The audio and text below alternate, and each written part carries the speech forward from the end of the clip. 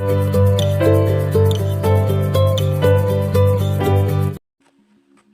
assalamualaikum sahabat onlineku. Jadi di video kali ini aku mau berbagi pengalaman aku melahirkan secara sesar dan proses penyembuhannya. Terus bagaimana bisa sih aku melahirkan bayi secara sesar. Lanjut ke videonya ya. Jadi kenapa aku bisa lahiran secara sesar itu ceritanya sedikit panjang guys. Jadi waktu aku hamil udah masuk ke trimester ketiga, aku belum merasakan mules guys. Jadi kan yang biasanya udah masuk ke bulan 9 itu banyak yang merasakan mules, apalagi udah mendekati tanggal HPL ya guys. Mules itu biasanya sering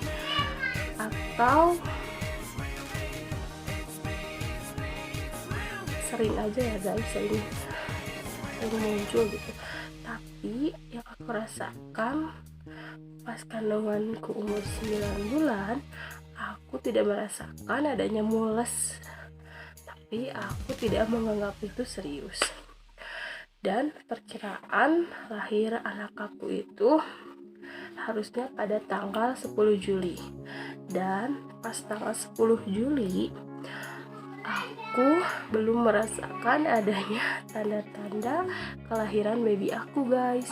Jadi aku konsul ke dokter kandungan untuk melihat janin dan bayi aku apakah di dalamnya baik-baik saja. Dan berangkatlah aku pada tanggal 10 Juli ke dokter kandungan. Dan sampainya aku ke sana, dokter kandungan menyuruh untuk segera melanjutkan atau melakukan rujukan ke rumah sakit karena kandungan aku harus segera dilahirkan, dalam artian harus dirangsang atau dalam bahasa bidanan induksi ya. Dan pada tanggal 10 itu aku gak langsung berangkat guys, soalnya aku nunggu dulu janin aku gitu. Siapa tahu dia lahirnya sama tanggal 10 gitu. Jadi aku nunggu dulu sampai tanggal 18, tepatnya tanggal 17 Juli. Aku nunggu dulu sampai tanggal 17 sebelum ada rasa mulus guys. Aku panik lah, kenapa belum ada tanda-tanda untuk melahirkan. Jadi aku berangkat ke rumah sakit tanggal 17. Dan pada saat itu aku berangkat dari rumah pukul 5 sore ya guys. Terus sampainya di sana kan nunggu antrian, udah masuk antrian. BTW buat kalian yang nanya rumah sakitnya di mana, aku lahiran di rumah sakit Marhayati. Setelah itu aku melakukan pengecekan seperti swab karena dalam masa pandemi ya guys, swab test, swab antigen, swab PCR, dan aku dilakukan tes darah aku ya guys.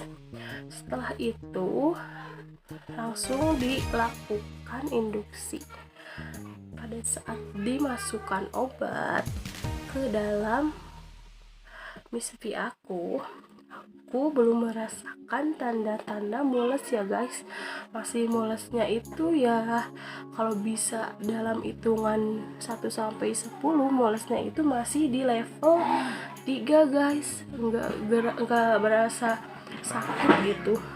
Terus ditambah lagi rangsangannya yang dimasukin ke infusan aku. Nah, kalau yang dimasukin ke infusan aku itu sakitnya bener-bener sakit guys, sumpah deh. Dari 1 sampai 10 aku kira-kirain sakitnya itu udah level 9. Aku udah gak tahan banget guys. Tapi anehnya pas susternya cek, pembukaannya masih di 2 guys. Aku udah terheran-heran, udah nulisnya udah kuat, udah lebih mateng, tapi pembukaannya terus di pembukaan 2. Jadi gimana aku bisa melahirkan secara sesar? Karena pembukaan aku nggak naik-naik. Terus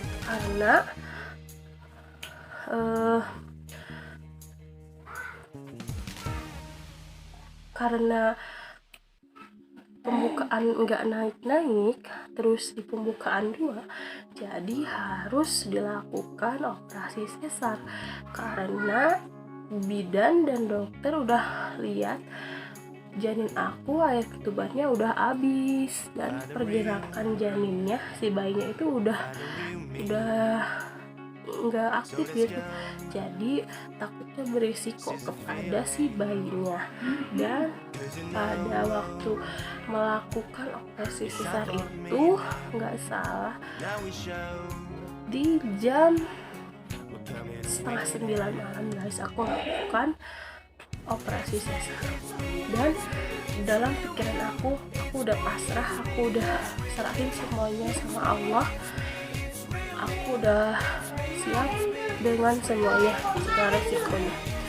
Masuklah ke ruangan operasi dan disuntik bius ya, setengah badan, dan sakitnya itu luar biasa guys. Pas disuntik di punggung 2 kali rasa sakitnya, tapi aku ikhlas, sabar, karena aku ingin cepet-cepet lihat baby aku guys. Terus udah dibius, aku disuruh gerak-gerakin kaki aku, udah merasakan kebas belum? Udah, lama-kelamaan kebas dan terus gak bisa ngangkat kaki, dan dilakukan operasi. Setelah dilakukan operasi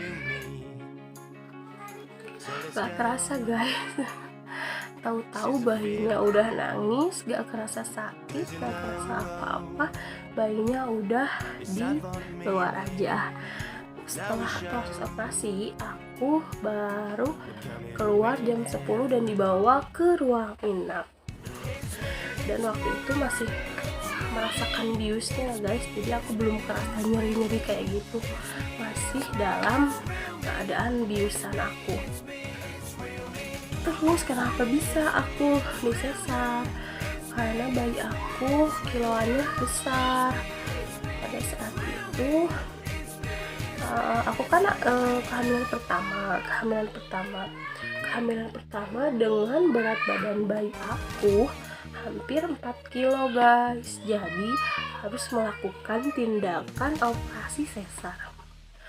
Dan setelah masuk ke ruangan inap, aku belum merasakan nih guys rasa sakit setelah operasi sesar. Aku masih biasa-biasa aja, masih bisa senyum, masih bisa ketawa, dan aku meminum.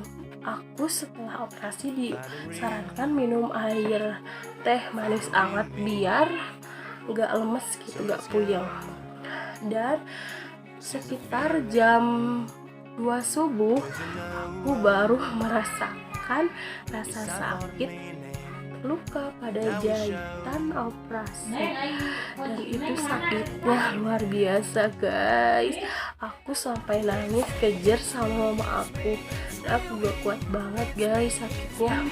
Tapi udah lihat anak aku di sebelah ranjang, aku terobati rasa sakit itu.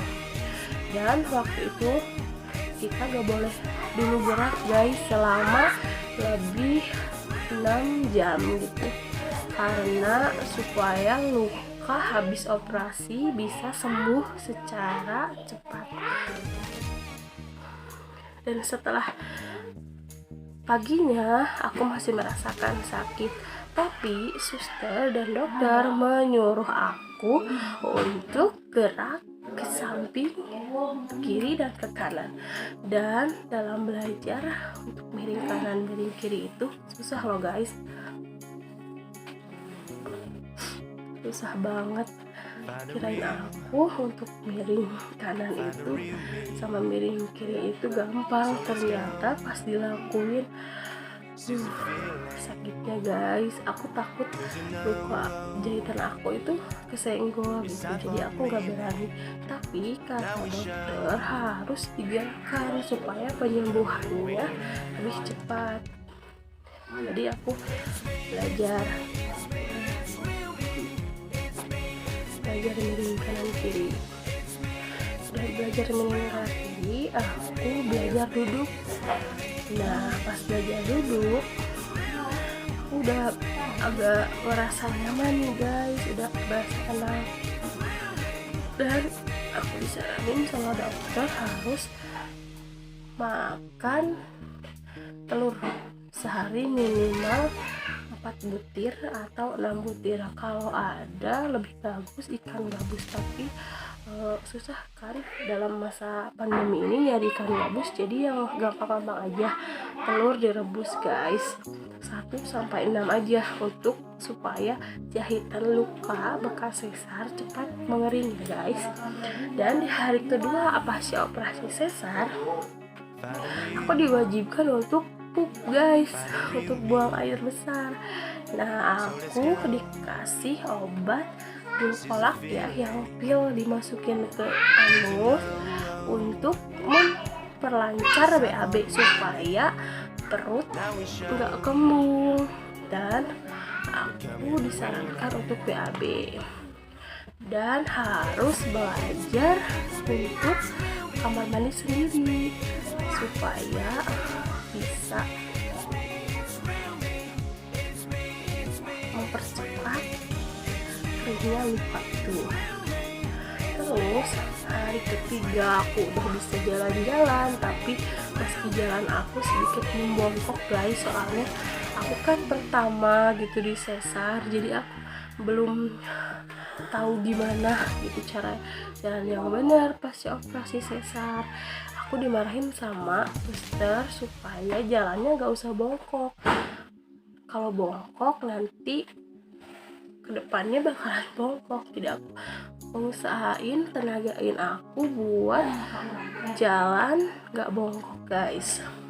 Di hari keempat aku udah bisa makan, ketawa. Tapi guys, ketawa itu paling sakit banget, soalnya ketawa itu kan mengguncang, jadi sedikit agak sakit dan perih gitu di bekas luka jahitan. Batuk, bersin itu paling sakit guys. Tapi di hari keempat aku udah bisa berdiri, jalan sendiri, bahkan aku udah belajar menggendong bayi aku. Di hari kelima aku udah dicopot nih guys infusan, berarti aku udah sehat betul. Dan di hari kelima itu dokter memeriksa hasil jahitan aku apakah kering atau tidak. Dan waktu dokter meriksa itu alhamdulillah bekas jahitan aku kering guys, dan aku besoknya boleh pulang. Aku senengnya banget guys, soalnya jenuh ya, udah di rumah sakit itu jenuh banget. Kalau di kamu kan banyak orang-orang yang ngelongok. Dan di hari kelima akhirnya aku bisa pulang, alhamdulillah ya guys. Aku bahagia banget bisa pulang karena aku udah jenuh di rumah sakit udah berapa hari gitu, jadi aku bahagia banget bisa pulang. Dan itu pengalaman aku pasca melahirkan Tiara. Maaf ya guys bila ada kesalahan seperti yang aku repotan karena aku masih belajar untuk bikin video gitu. Ya udah, segitu dulu guys video dari aku, pengalaman melahirkan secara sesar. Mohon maaf bila ada salah kata dalam penyampaian. Jangan lupa subscribe channel aku, like, comment, dan share. Dan bye bye, see you.